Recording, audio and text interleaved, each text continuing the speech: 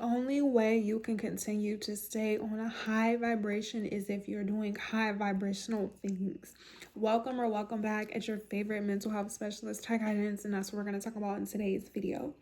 Balance is important. So with that being said, disclaimer, always take what resonates, leave the rest, as well as getting your pen, your paper, and take notes. The reason why it's important to be very intentional and strategic and specific about what you do is because of the consequences that comes with our actions.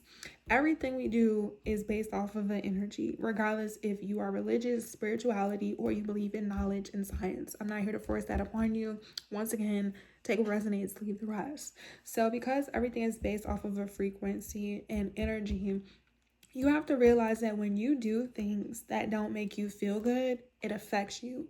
It affects you psychologically. It affects you emotionally. It's going to affect you financially. It's going to affect you logically, subconsciously, consciously, spiritually, and just all overly, howeverly, doctorly, one band, one sound.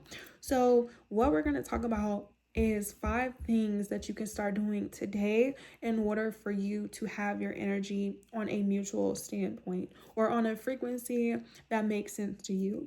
The first thing you have to realize is what you're doing throughout the day. So once again, when you guys watch these videos, make sure you're taking the notes and really applying what is being said. You need to know how you're spending your time. When you can figure out what you're focusing your time on, you then can realize why you feel the way you do.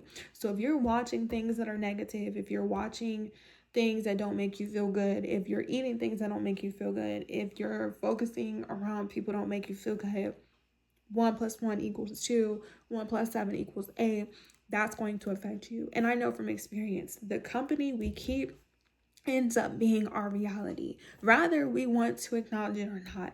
And until you realize how you choose to use your time and what you use throughout the day, you're constantly going to feel confused. And a lot of times it's not your energy. Now, this doesn't mean that the people you are surrounding yourself with are necessarily good or bad people, but if they are not cautious or considerate or aware of their energy and how it influences and affects you, you get the short end of the stick, and at the end of the day, you're constantly going to start to feel resentment and angry and bitter and frustrated towards people when you can disassociate, disconnect, and separate yourself completely. The second thing you have to do, excuse me, you guys, my voice is a little raspy. The second thing you have to do while you're practicing your time management is acknowledging what you want to focus on. So it's one thing to realize where your energy is going. It's one thing to realize what you watch, what you listen to, what you're consuming, what you're eating. But you need to start asking yourself, what are the things that you want to be in alignment with? Because you can't connect to something or somebody or have certain experiences if you're not connected to it. And that's what a lot of people all the time will tell you when it comes to healing or spirituality or just life, is that you have to be what it is that you want to experience. And in order for you to do that, you have to realize, what do you want? So on this pen and paper that you have, I want you to write down 5 to 10 things, or even 20 or even 100, depending on how you're feeling and how much time you have, what you like and what it is that you want to experience. Now, this is going to be a step-by-step method. Of course, you hear it all the time, to write it down and then affirm it and then to visualize it. But the most important step that a lot of people don't talk about is making the action. You can have it in your mind, you can talk about it all day, but if you're not working towards it, if you're not implementing it, like if it's not something that you're doing, it's just going to be in your mind. It's just going to be an idea. And that's a lot of the reasons why people feel stuck and stagnant and even paralyzed when it comes to elevating and healing and becoming successful, because they think it's impossible because you're thinking about it, but you're not taking the action. So whenever you have time to yourself and you're watching these videos, learn to set some time to yourself. Learn to separate yourself. When it comes to you raising your frequency or becoming something that you've never done before, you don't know what to expect. So you don't know how much time, how much energy and effort it's going to take, but you have to be committed. And I think that's the fourth thing. Once you decide that you want to live a certain type of way, you have to remove any and everything that does not make sense. So for example, I am on a physical health journey, I have been separating and cutting off certain foods, certain supplements, and getting rid of anything that's not contributing to making me feel good about myself or what it is that I want to experience.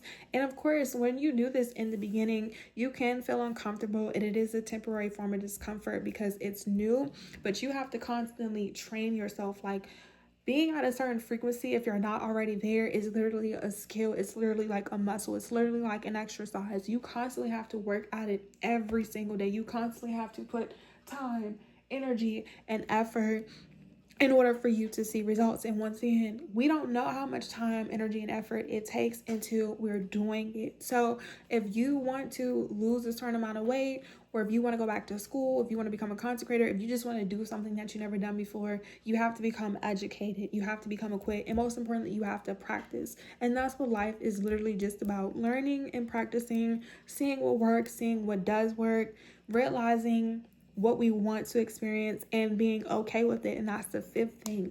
You have to be okay with what you want to do. You have to realize that some things that you want to do, everyone's not going to agree with. The people who do not agree with you, you need to remove them.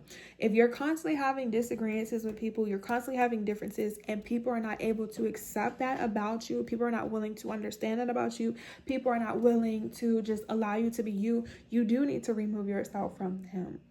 I know a lot of people like to surround themselves with people who are opposite with them, and it's nothing wrong with that. But if you're constantly having back and forth, and there's no common ground or there's no mutual understanding, it's not going to work because it's being forced. And when it comes to life, when it comes to you just being the best version of yourself, you never have to go out of your way to do things. So that's another thing you have to pay attention to.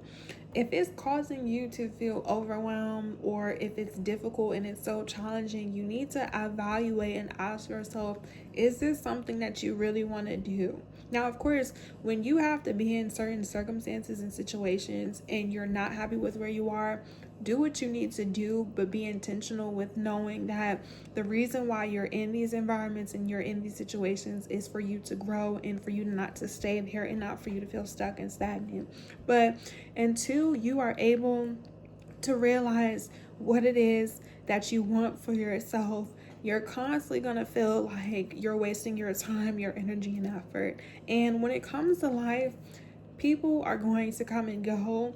You can always replace anything that's materialistically or anything that is outside of you, but when it comes to your energy and your time, you're not going to be able to get that back. So it's really important that where your attention grows, where your attention grows, that's where your energy flows. And once again, you have to realize that when you feel a certain type of way too, you have to trust your intuition. You have to know that if you are on a certain frequency, you know what that feels like. You know what that looks like. You cannot allow anything that's not compatible with your energy or what it is that you want to be to affect you, because that's when you start to become confused. That's when you start to doubt yourself. A lot of times, once again, when we're surrounding ourselves with people, places, and things who are not in alignment with us or who you may have to outgrown, that's when you start to pick up on unnecessary projection and deflection. And a lot of times, when you're used to a certain way of living or used to a certain way of doing certain things, you have to realize that sometimes it's unintentional, sometimes it's unconscious, sometimes it's subconscious, and sometimes it is intentional. So learning to have a level of discernment, learning to be intentional with your time, realizing what works for you and what doesn't, but anything else doesn't matter. And when you don't have to be so worried about healing because you've done the work and you're taking the time to improve yourself, learning to do things that make you feel good, like using your time wisely, is important. I think it's really important that when you have to learn, you learn information. When you're in school, you do your schoolwork. When you're at recess, you play. When you go to work, you work. And when it's time for you to relax, you relax. Like, it's really important to have balance. It's really important to be very intentional, so therefore you don't feel lonely and you don't go back to people, places, and things that are not for you. And when you're used to being around confusion, and chaos and corruption, and you separate yourself, you think it's lonely. Like, a lot of people confuse peace with loneliness, and it's like, you are not lonely. You just need to figure out some hobbies. Maybe you need to rest. Maybe you need to start doing things that you want to do, because now you have the time, the energy, and effort. But of course, just like anything else, when it comes to healing, it is a skill. You do have to practice, and it takes time.